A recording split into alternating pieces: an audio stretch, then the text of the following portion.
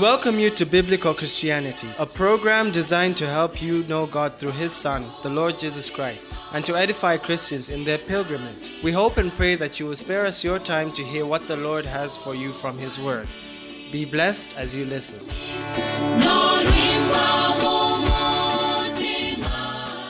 Let us read from Genesis and chapter 6. We will read the whole chapter. Genesis and chapter 6. If you are there, we commence reading. When man began to multiply on the face of the earth, and daughters were born to them, the sons of God saw that the sons of man were attractive, and they took as their wives any they chose. Then the Lord said, My spirit shall not abide in man forever, for he is flesh. His days shall be 120 years.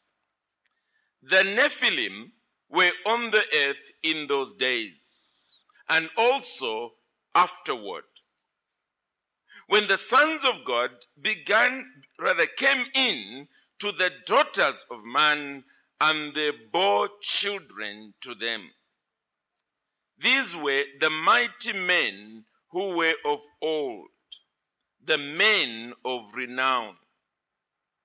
The Lord saw that the wickedness of man was great in the earth, and that every intention of the thoughts of his heart was only evil continually.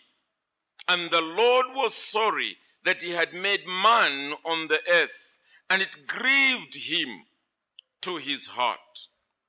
So the Lord said, I will blot out man whom I have created from the face of the land, man and animals and creeping things and birds of the heavens, for I am sorry that I have made them. But Noah found favor in the eyes of the Lord. These are the generations of Noah. Noah was a righteous man, blameless in his generation. Noah walked with God. And Noah had 3 sons, Shem, Ham, and Japheth. Now the earth was corrupt in God's sight, and the earth was filled with violence. And God saw the earth, and behold, it was corrupt, for all flesh had corrupted their way on the earth. And God said to Noah, I have determined to make an end of all flesh, for the earth is filled with violence through them. Behold, I will destroy them with the earth. Make yourself an ark of gopher wood, make rooms in the ark, and cover it inside and out with pitch. This is how you are to make it. The length of the ark, 300 cubits. Its breadth, 50 cubits. And its height, 30 cubits. Make a roof for the ark and finish it to a cubit above, and set the door of the ark in its side. Make it with lower, second, and third decks. For behold, I will bring a flood of waters upon the earth to destroy all flesh, in which is the breath of life under heaven. Everything that is on the earth shall die. And my text for today. But I will establish my covenant with you, and you shall come into the ark, you, your sons, your wife, and your sons' wives with you. And of every living thing of all flesh, you shall bring 2 of every sort into the ark, to keep them alive with you. they shall be male and female. Of the birds according to their kinds, and of the animals according to their kinds, and of every creeping thing on the ground according to its kind. 2 of every sort shall come in to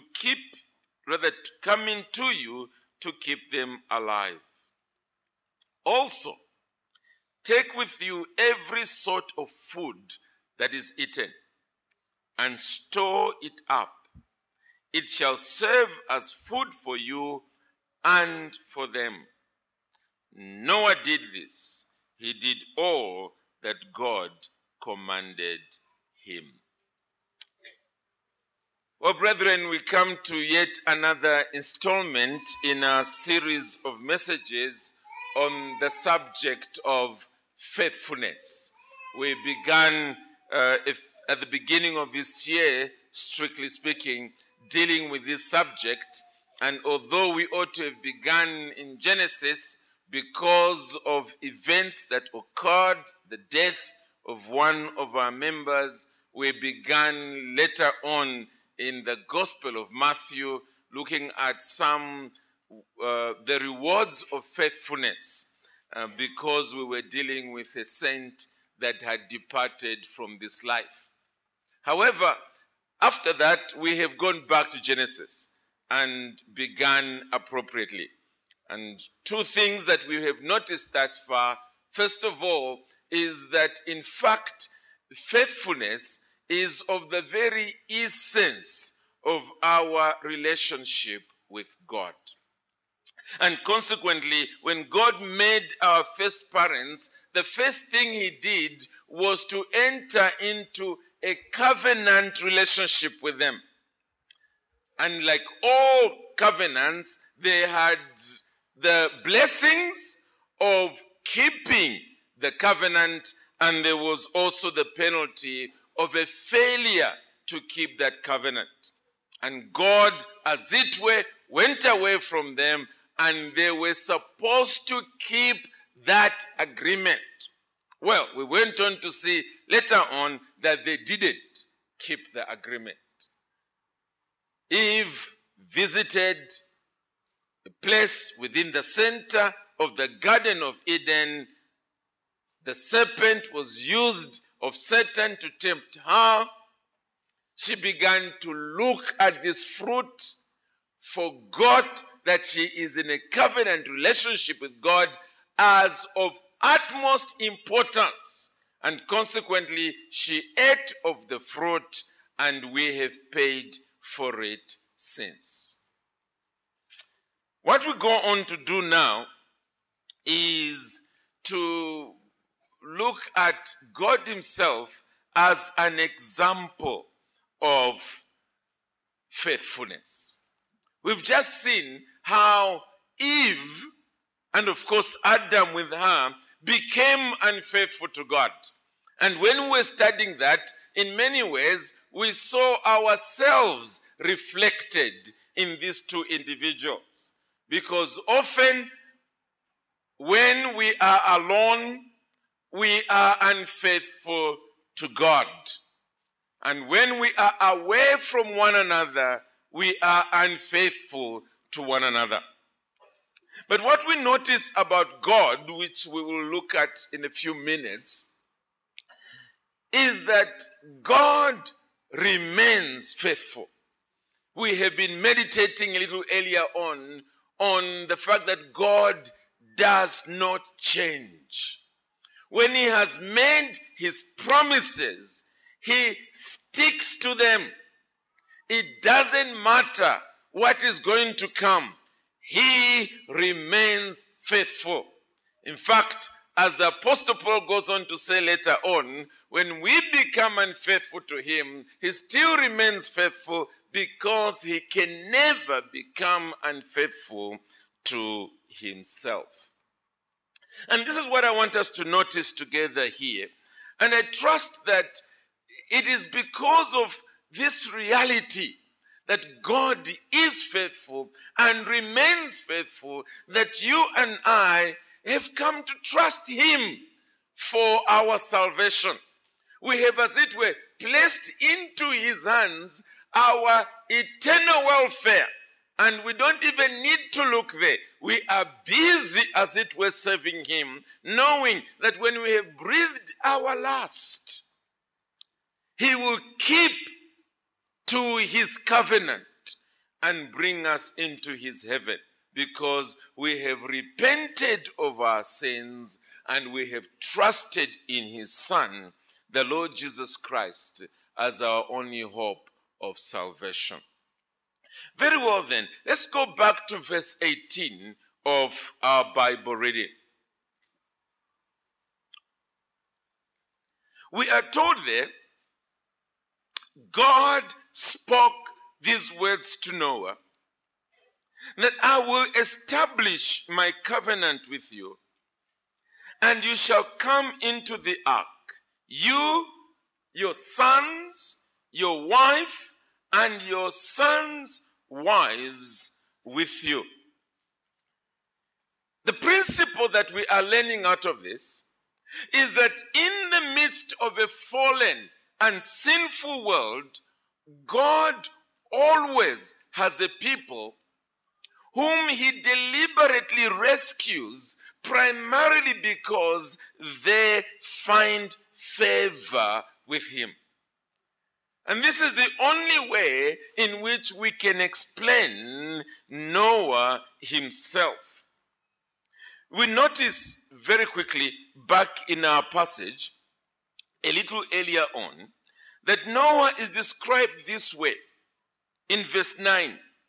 Maybe I'll include verse 8 because it is a statement that is clearly setting the tone. But Noah found favor in the eyes of the Lord. These are the generations of Noah. Noah was a righteous man, blameless in his generation. Noah walked with God. And then we notice in verse 11 that the earth was corrupt in God's sight. The earth was filled with violence. What is it that made Noah stand out compared to the environment that he was in? Is it simply because he was born different from everybody else? Is it because he was brought up very well by his parents? Is this something that was just natural to him? Well, when you read the Bible, it is very clear that the first act that distinguished Noah from everybody else lies in those words: Noah found favor in the eyes of God. Verse 8 precedes verse 9. In other words, God did something for Noah. And I'll come to a verse or two in a moment to show what that is. And that which God did for Noah is what produced the kind of life that was now in Noah, that distinguished him from everybody else. And perhaps the best passage to help us appreciate that is Romans and chapter 11, verse 3 to verse 6. Romans 11, 3 to verse 6. Now, in that passage, we have Paul looking at the whole question, why have most Israelites rejected the gospel? And I want you to notice his answer. His answer there is that those whom God has chosen have not rejected the gospel. And in the midst of the almost total rejection of the gospel, God, and this is the point, by his grace has kept a few of the people for himself. He's made them walk against the wind that is blowing in their community. He has made them different from everybody else. And it has been an act of grace on his part. Verse 3. Maybe let me begin from verse 1 just to provide the context. I ask then, has God rejected his people? By no means. For I myself am an Israelite, a descendant of Abraham, a member of the tribe of Benjamin. God has not rejected his people, listen to this, whom he foreknew. And as we've already said, this is not simply God knowing that these people will exist, but God loving them, having special attention for them, favoring them other than others. Because if you simply say for knowing, well, God in that sense knows everybody. He goes on to say, do you not know what the scriptures say of Elijah, how he appeals to God against Israel, and then where our reading was supposed to commence? Lord, they have killed your prophets. They have demolished your altars, and I alone am left, and they seek my face. That's what Elijah thought, that he was the only survivor. But listen to this. But what is God's reply to him? I have kept for myself. Who is the active agent? God himself. I have kept for myself 7,000 men who have not bowed the knee to Baal. Elijah, you are not the only one. There are 7,000 others. They may not be as visible as you like them to be, but they are there, faithful to me. They've refused to bow their knees to Baal. What makes the difference? Verse 5 and verse 6. So too at the present time, there is a remnant, listen, chosen by grace. That's what makes the difference. And he goes on to say, but if it is by grace, it is no longer on the basis of works. So it's not because of who they are that God has chosen them. It is because of grace that they are what they are. And then he says, otherwise, grace would no longer be grace. All right, so clearly here, it is the grace of God upon Noah, the favor of God upon Noah, that then produced somebody who was blameless, who was righteous, who was walking with God. What are we learning from there? It is this, that if you want to know whether the favor of God is upon you, whether the grace of God is upon you, it's not by peeping into the books of heaven to see whether your name is on the book of life there. You will never have the opportunity to peep there until you are already in eternity and on the judgment day. How do you know that the grace of God and the favor of God is upon you? It is this, that you will be spiritually and morally different from everybody else around you. That while the wind in your community, in your society, in your home, in your workplace, wherever it might be, while the wind is blowing in the direction of immorality, corruption, evil, and wickedness, and everybody is going there, you will be heading in the opposite direction.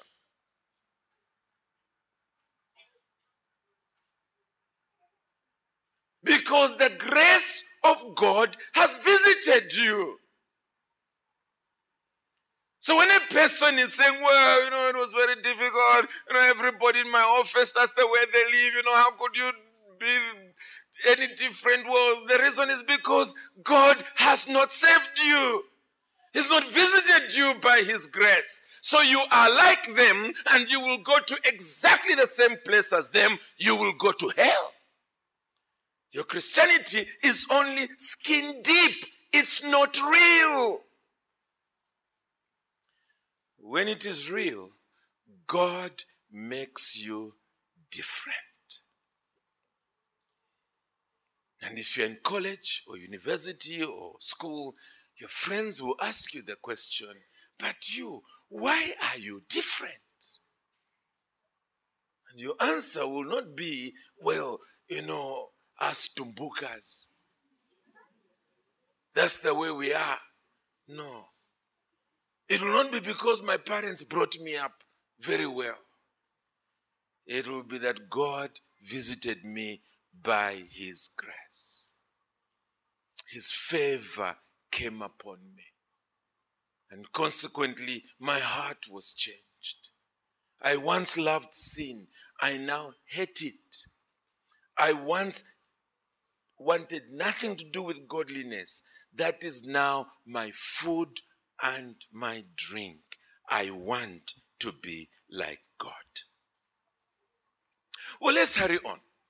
Because part of God's rescue plan to get you out of the morally degenerate times in which you live is to enter into a covenant relationship with you.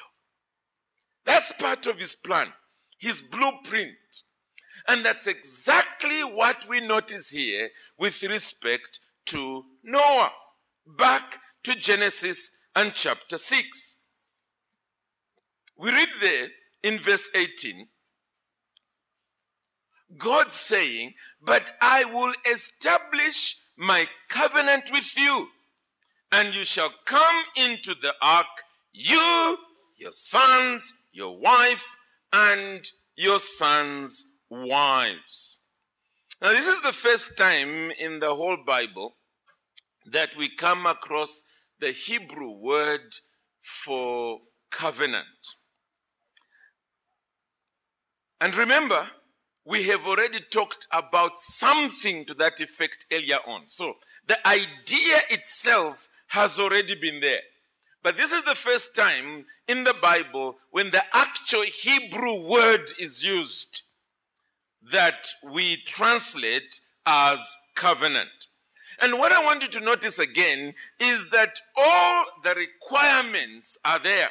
And at this stage, I'm primarily interested in the first requirement for a covenant. And you remember, well, the first requirement for faithfulness. And we say that it suggests two people, okay, or two groups, but at least two parties. And in this particular case, we've got God on the one hand and Noah on the other. And God is specifically coming to Noah and saying, Noah, I have begun this rescue operation. I'm about to destroy everybody. In fact, everything that breathes. But I want to spare you. And for me to spare you, I'm about to make promises to you. I'm about to give you a responsibility, but I'm also about to make a promise to you. Now, because we read the Bible so much, we tend to take things for granted. Fine, he gave Noah the work that he had to do, to build an ark. And we have been singing Noah built an ark since our Sunday school days.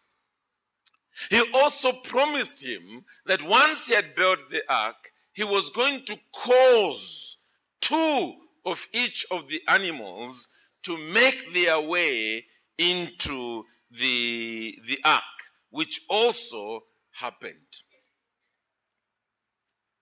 But the point I want to mention here is the amazing nature of this. Because, God is God. He can recreate the world at the click of a finger. For him to come down and begin to have such intimate, dealings with us, it surely should surprise us. I mean, that's what children's fairy tale stories are all about. They're often about this little useless girl whom everybody is mistreating. She now looks terrible because of a terrible auntie or whoever, guardian, who's favoring all the other children. And then this Prince Charming, this knight in shining armor arrives with a shoe and says, whoever fits into this shoe is mine. Okay, those who went through nursery school, you're all smiling. The others are looking at me like, what is this all about? And all the other ladies try to fit in, almost cutting their feet with scissors. They are failing to fit in. Finally, the most despised little useless girl fits in, and her fortunes are completely changed. Who is it? All right, the children have answered. They've said Cinderella. All right, thank you very much. Okay, you can go and Google and find out what it is all about. It's amazing. Even children are able to understand that. But you see, for us, it's God Himself, the creator of the universe, coming down in this way, entering into covenant relationship with us, committing Himself to be faithful to us for all time and for all eternity. Surely it ought to constantly amaze us that He should be so good to us. I mean, if you were Noah and you were given this promise, it makes sense why Noah became a preacher of righteousness. Why he now went to everybody else and began to preach to them that they too might come into this ark, because the living God, the creator of the heavens and the earth, has come and made a promise. It's a living promise. It's true. And that's why I'm spending all my time putting up this ark, because I believe Him. He's been good to me, and therefore come and be rescued as well. Now, it's at that point that the importance of faith and faithfulness come in. Remember what we said. Covenant relationships demand faith, and they demand for faithfulness. Because there will always be this period of absence when temptation comes in to abandon the covenant. Let us follow Noah for a moment. He's built his ark, and he's built it in the midst of skepticism. People are laughing at him, saying to him, Mwana, where on earth is this thing called rain going to come from? For you to be building this big ship on top of land, where is this thing going to come from? He continues. Finally, he finishes building the ark. The animals begin to come in, and the birds and the creeping creatures, 2 by 2. He goes in. The door is shut. The rains begin to pour. I want to suggest to you that at that point, what mattered the most was not Noah's faithfulness. It was God's faithfulness. As the rains began to pour, and pour, and pour, for 40 days and 40 nights, and as the land began to disappear, because it was now all becoming ocean, as the last individuals were managing to get onto the highest mountains, and finally also being drowned, until their voices could no longer be heard, Noah would have been asking himself the question, will these rains ever end? The answer lay in one area: if God is faithful. Because he's the one who made the promise. Well, a time came when the rains ended. It is estimated that it took approximately a whole year for the waters to finally subside. The food was limited in that ark. Otherwise, they were going to start saying, well, I think that chicken looks appetizing. They're going to turn to the animals that were there to be consumed.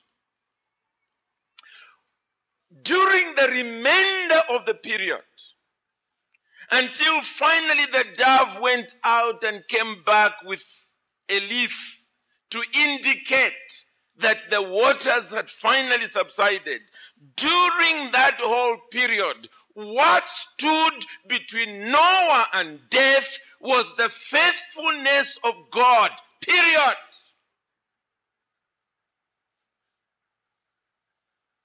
If God was not faithful, that would have been the end of the human race. That would have been the end of Noah. That would have been the end of the breath that was there in the animals, the human beings, etc. But thank God he was faithful. On Noah's side, there was only one thing to do, and it was this: to trust God. He made his promise, he will fulfill it. The 7th month, no land. Don't worry, God is faithful. The 8th month, no land. Don't worry, God is faithful. 30 more days, nothing but the open sea. My wife, don't worry, God is faithful.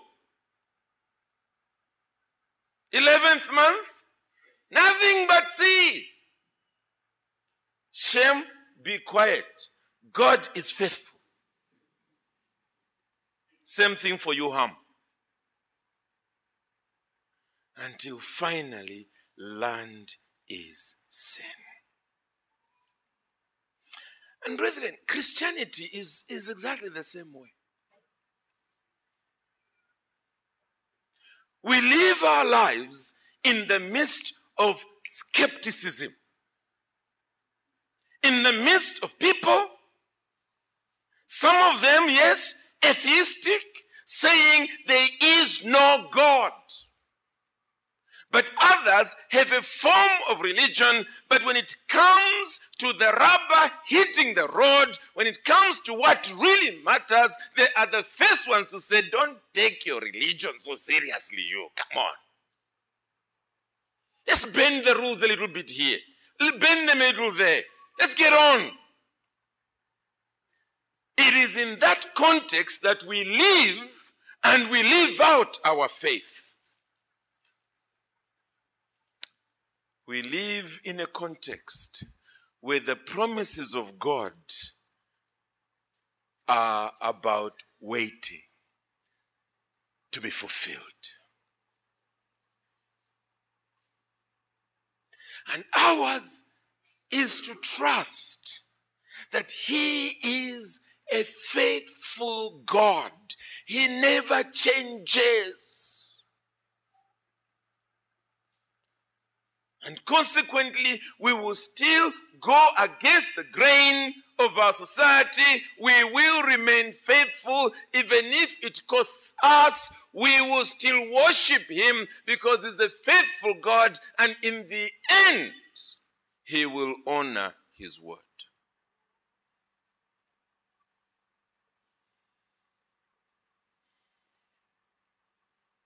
God is in covenant relationship with us through His Son, Jesus Christ. It's because of that Jesus died. It's because of that He was raised from the dead. The blood that He shed is the blood of the same covenant that we are in. And therefore, we need to continue recognizing that ours is a covenant-making God and a covenant-keeping God. As it was with Noah, finally a day came when that door could be pushed open and the ark was on dry land. God had proved Himself faithful. And as we will go on to notice, He goes on to renew His covenant with Noah when they come out of the ark. But that will be for next time. There are two lessons I think we need to learn from this. The first is that God is our example. You see, Christianity is about becoming godly. That's what it is. And becoming godly means becoming more and more like God. And one of the ways in which that godliness ought to come through is that we ought to be a covenant-making and a covenant-keeping people. Deliberately so. We ought to pride ourselves that that's the way we are. We have made our promises. We rejoice in making those promises. And we rejoice in keeping those promises no matter what happens. That's Christianity. That's Christianity. Now, clearly, we make promises a number of ways. One of them is to do with marriage. And again, as I said, in marriage, we are often apart from one another. But surely, when we are apart from one another, it doesn't mean we can now, like the world, say, free for all. No. Even if our workmates are having free for all, we have to say to them, me, there is someone I made a promise to. And deliberately so. And I rejoice in being faithful to that promise. That's how we are different from the rest of the world. Similarly, a number of us are in employment situations, contract situations, where our employers are not there. They've sent us off elsewhere. And you know how the people of the world, that's the point at which they really cheat. I often smile when I drive to petrol stations near here. They obviously know me, but further away. And when you put in fuel, you say, I want a cash sale. They ask you, how much should I write? Have you forgotten how much I gave you? So you begin to realize that it's the normal thing around here, that people put in little and then they beef up the figures and they give a tip to the guys at filling stations and so forth.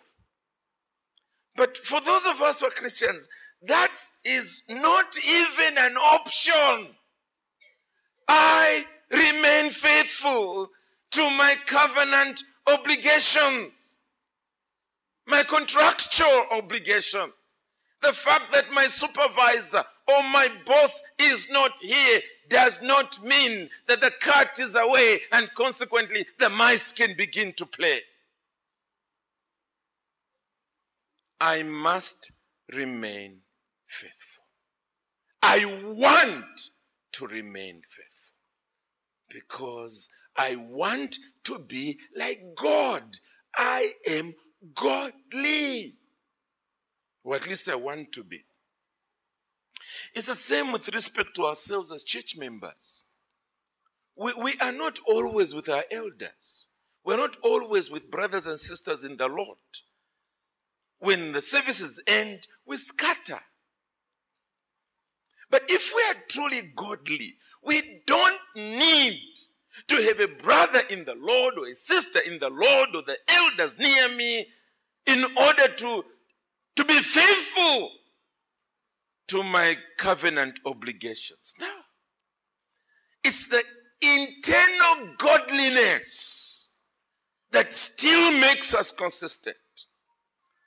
And it is that which obviously scandalizes the church when a brother is now, or a sister is caught with evidence that they were living a life that was the opposite of what they have promised within the context of the church. So you begin to say, now, is this Christianity serious? Because it's supposed to be from inside out. We're supposed to be like God. Period.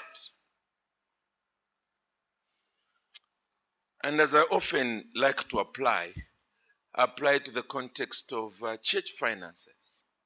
Because to me, it's a scandal. And that's the right word. It's a scandal. If a church introduces an envelope system with names on it and the giving doubles, it becomes a scandal. Because what it simply means is that half of the people are not godly. They're not God-like. Because surely if they were God-like, they don't need somebody sort of saying, hey, yeah, you got paid. Come on. Put the money here. Put. Huh? What do you mean you haven't paid school fees? Put. You are in covenant agreement. You put. You don't need people like that. You should be able to say, I am in covenant agreement. This is how much I have pledged to give, and this is the tithe I will give. Period. No spiritual policeman. Nothing. Because there's godliness. And the godliness is from the inside out. Therefore, our missionaries can be with Noah in the ark and then don't even have to worry because they have kindred souls, godly souls that have said to them, go, we will take care of your material needs. So they can relax, knowing the church of God comprises faithful people. We don't need to have ulcers and nightmares. They will be faithful. After all, they are godly.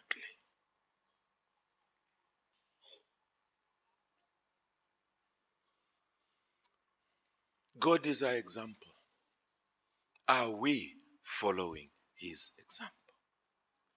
Do we pride ourselves in being godly and consequently being faithful, and consequently being different from everybody else, do we?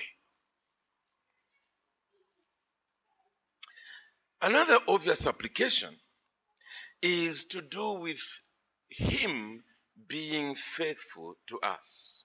And it's the fact that we can trust him. And that's the reason why he calls all of us to repentance and faith, to trust his promises in salvation. Are you as an individual chained to one form of sin or the other? And it's dragging you down. It's destroying your life. Well, he's provided a savior in the person of his son, Jesus Christ. Call on him. Trust him. Believe in him. He is faithful. He says, whoever calls on the name of the Lord shall be saved. He shall certainly not be put to shame. Put him to the test. Come before him with all your sin, with all your burden, and see whether he will not lift you up. He will. He has done so for many others who have come to him, either with the chains of sin or with the guilt of sin, knowing that with that guilt they will perish in hell. They have called on him and experienced not only liberation from the power of sin, but also liberation from the guilt of sin. So you don't need to be here today and still go home in sin when there is such a God who deliberately says to you, trust me, trust me, trust my faithfulness. It's part of my character. Others can be unfaithful. I will never be unfaithful. Trust my promises. Today, if you call on his name, he will truly save you. And consequently, you can join the band of thousands upon thousands and tens of thousands upon tens of thousands who are marching towards heaven, knowing very well the God who causes his sun to rise and set literally every day, and as we shall come to learn next week, the God who has caused his rainbow to cover the earth is one who will keep his promise, and on the judgment day I will not need to be ashamed. He will bring me into his heaven because I have trusted in his Son, Jesus Christ. Will you trust him today? Will you trust him today? Or will you spit upon such a faithful God who delivered Noah after a solid year of waiting, locked up in an ark? Will you not trust him too, to bring your soul to heaven, to rescue you from this sinful and immoral world?